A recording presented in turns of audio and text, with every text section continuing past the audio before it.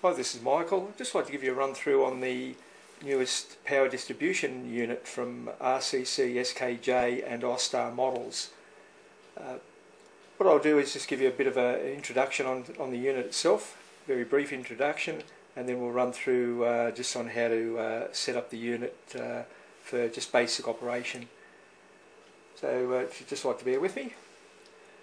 First thing we have is the unit itself. The unit is about 10% larger than the previous distribution board, and with that 10% size difference, we now have up to 34 servos can be activated off this unit or operated off this unit. We have 12 inputs from the servo, from the receiver to the servos, and then we have 34 servos that can actually be operated from the unit. The other feature this power distribution board has, it has an inbuilt digital display.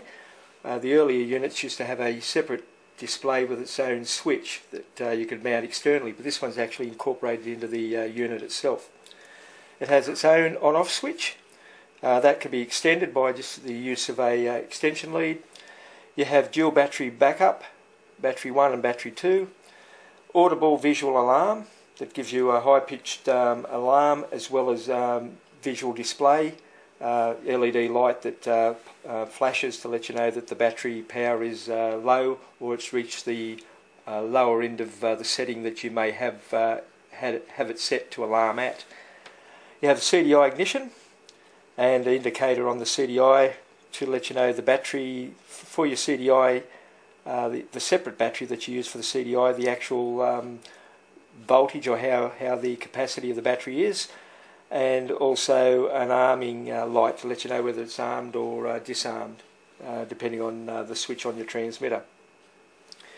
The receiver is set at 5 volts, and that can't be adjusted.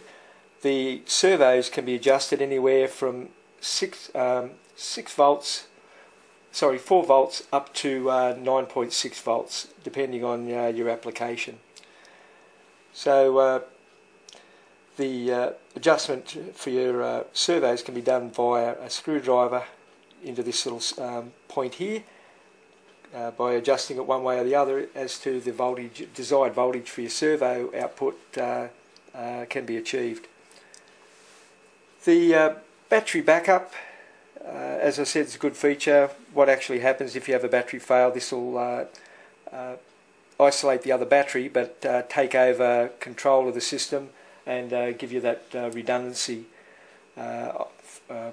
with 2 batteries in operation. The switch is set up in the same way. If the switch was to fail in flight or become disconnected, it'll fail to safe and it'll keep the system running. So there's a number of redundancies built into this unit. On the back of the unit is a little bit of a technical display on the actual schematic, and also gives you a little bit on the output voltage, input voltage, and some of the other specifications on the unit itself. The input voltage, anywhere from 6 to 12.6 volts, is suitable. So that means you can use anywhere from 6.6 LiFe's, 7.4 LiPos, 7.2 nickel metal hydride, 9.6 volts, right up to 11.1 volts LiPos if you wanted to. The unit will handle that. The actual output is, you'll end up with 4.8 volts or thereabouts for the servos, and up to a total output of 9.6 volts for the servos, 4.8, 9.6 servos, and 5 volts for your receiver. The receiver can't be adjusted, so it receives 5 volts, and basically that's it. You can't do anything, or can't do any adjustments on that. The other unit, the other part of the unit that comes as an optional extra, something that maybe you could use or may have some requirement for. This here is just an on-off switch. What it does, when it's plugged into the CDI ignition and off to the battery that powers your CDI, if you were to power this unit down for whatever reason, pull the batteries, disconnect the batteries to the actual distribution power board, or turn the switch off, what it will do is automatically power down for you the battery to the CDI. So if you haven't got a separate switch into the CDI ignition, that'll power down for you automatically, so you don't have to worry about a switch.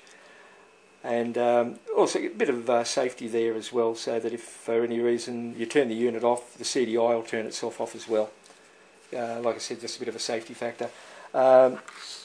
Some places they have them as optional extra. I believe that Austar will be supplying these with the units.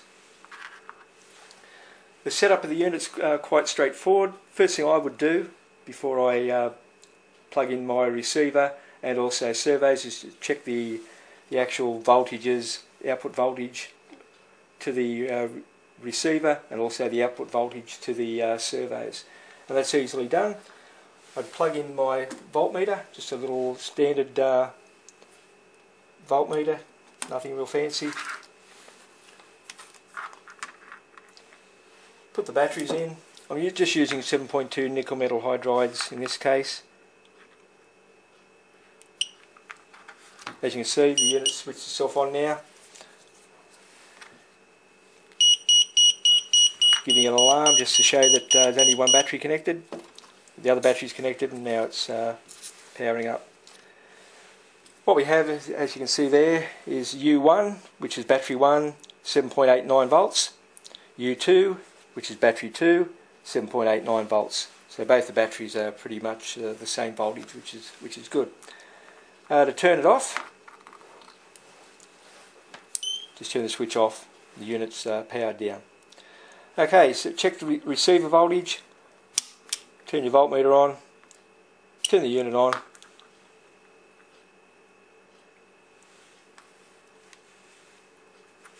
And as you can see, we're getting 4.99 volts at the actual receiver.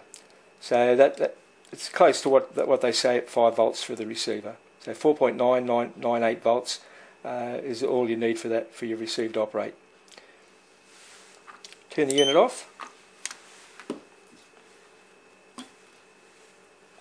Plug the multimeter into any of these outputs here. Same again. Turn the multimeter on, and we're getting 5.2 volts. What we can do with this unit as well, as I said, you can adjust the actual voltage to your servos. So depending on the size battery you're using, you can work within the parameters of that battery. So we can actually, by putting a small screwdriver into here, we can wind the voltage down, as you can see, or we can wind the voltage up. Pretty straightforward. Because I'm using 7.2, the maximum voltage I could achieve would be 7.2 volts. And I can wind the actual servo voltage down to 4.8 volts if I wanted to. Okay, so we know the voltage to the receiver and the servos is set where I want it. Power down the unit, disconnect. Receivers, just a standard 7-channel receiver from Futaba.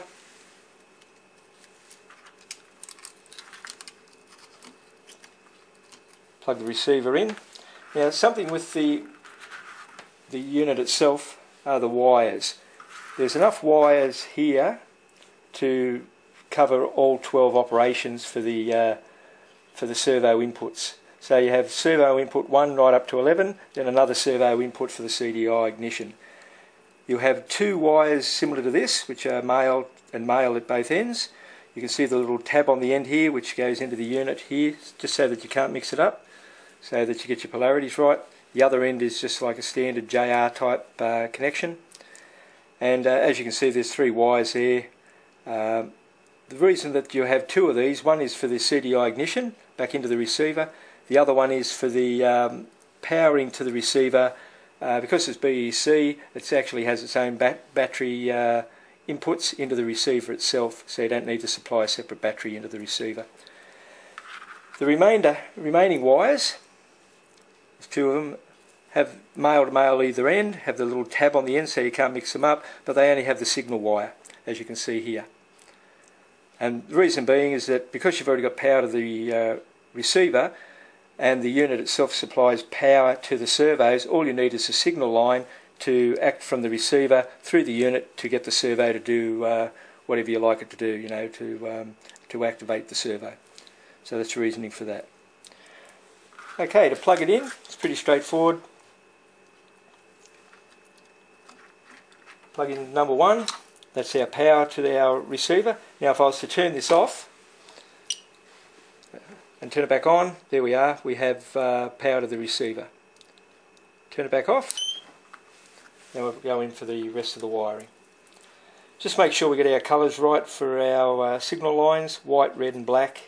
Doesn't matter which way they go in normally, but you just want to make sure you've got them coloured right so that they operate the servo that you've on the channel that you've picked. So we have red, white,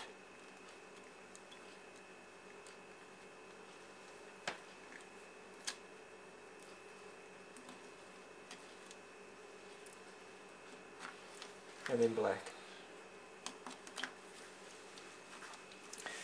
CDI, as you can see, it has the 3 wires going to the CDI. We'll put that into number 12 on the outlet, and there we are, we're all set up with the receiver. Then I'll just connect in the servos. So what I'll do, I'll put in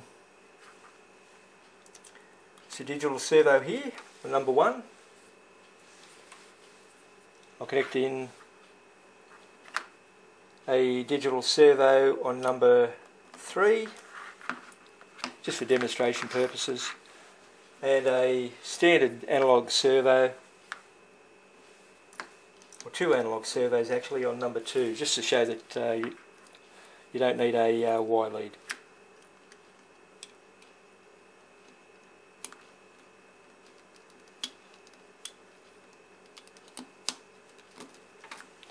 Okay, so they're all connected in. Grab our transmitter.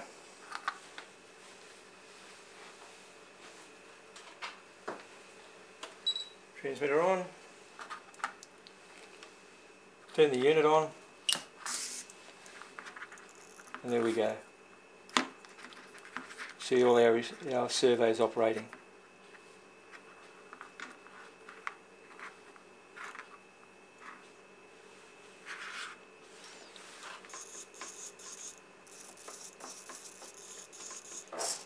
And you see the other 2 servos operating off that function there. So we have 2 standard analog servos operating off the unit. We have 2 of them joined together without a Y lead on one channel, channel number 2 on this one, which is this one here. And as you can see, working fine.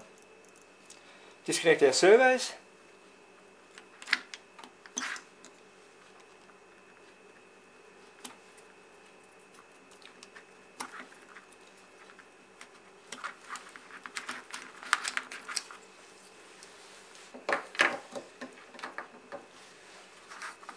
Turn our unit off and everything works fine. Now the other feature that this has, as I said, is the CDI ignition, but I just want to explain the battery backup system. Here we have battery 1 and battery 2. If I was to disconnect battery 2, I get an alarm to show that the battery shut down. Battery 1 set at 8.4 volts, battery 2 0. Plug in battery 2 again. Battery 2 7.86 volts, so pretty well standard to where it was. Disconnect battery 1. Alarm goes off. Battery 1 0 volts. Battery 2 7.84 volts, thereabouts. Plug the battery back in, and there we are. Everything's fine. Battery system's working well. What you can also do with this unit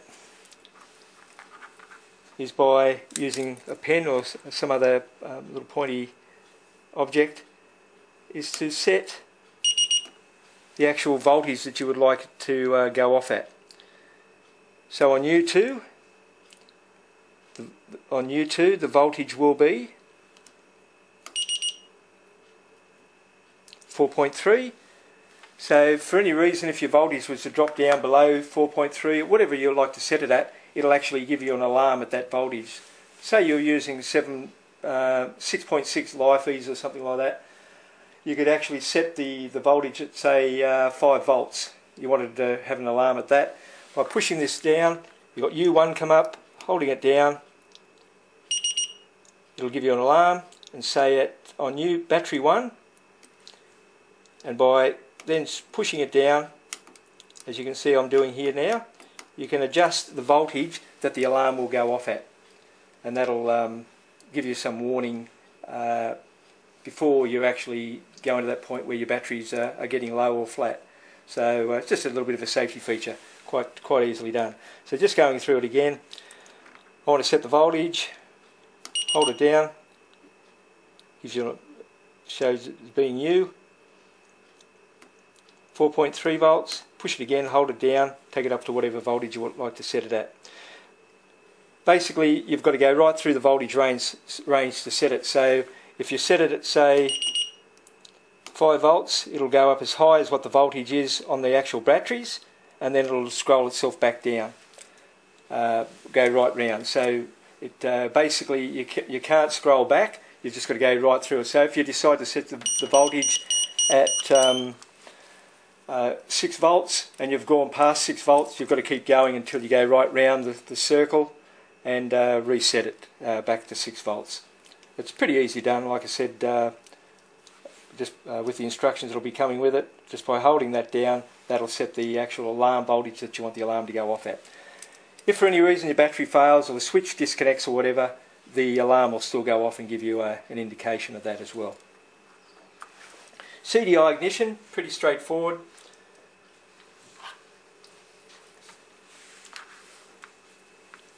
I don't have the correct battery for this demonstration, but your battery would be connected into here.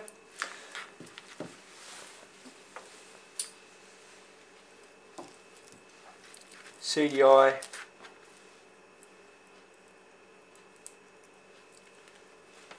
just a standard CDI for a petrol 4-stroke.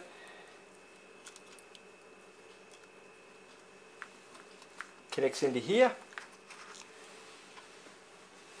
As I said, you have off your receiver, whichever switch you want to activate your ignition cutoff, goes into the CDI outlet, which is just located here. So from your receiver to the CDI, we use the 3-wire joiner or connector at that point. Battery in, so your battery comes into here.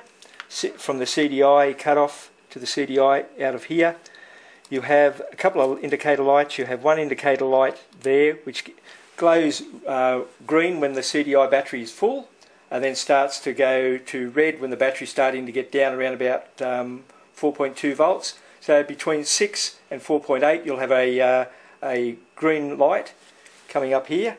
Once it starts to drop down around about 4.4, it starts to go into the red and then starts to pulse and flash to let you know the battery's getting low.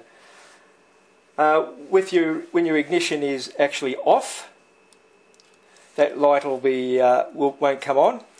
When the ignition is switched on via your switch or when you power up, that indicator light here, as you can see, will go to green, will glow green. Like I said, pretty straightforward setup. No problems at all with getting that to activate. The other thing, the unit comes with grommets for mounting. Just make sure that when you do mount it that it's all securely mounted, but also away from any vibration. That's the last thing you want, one of these units, vibration, which can cause you a little bit of grief, and not only to the unit itself but to your receiver and to your airframe as well. So as I said, when mounting, especially in petrol engines, petrol aircraft, don't forget to use your grommets for mounting as well. Okay, thank you. I hope you've found something out of this demonstration. Thank you.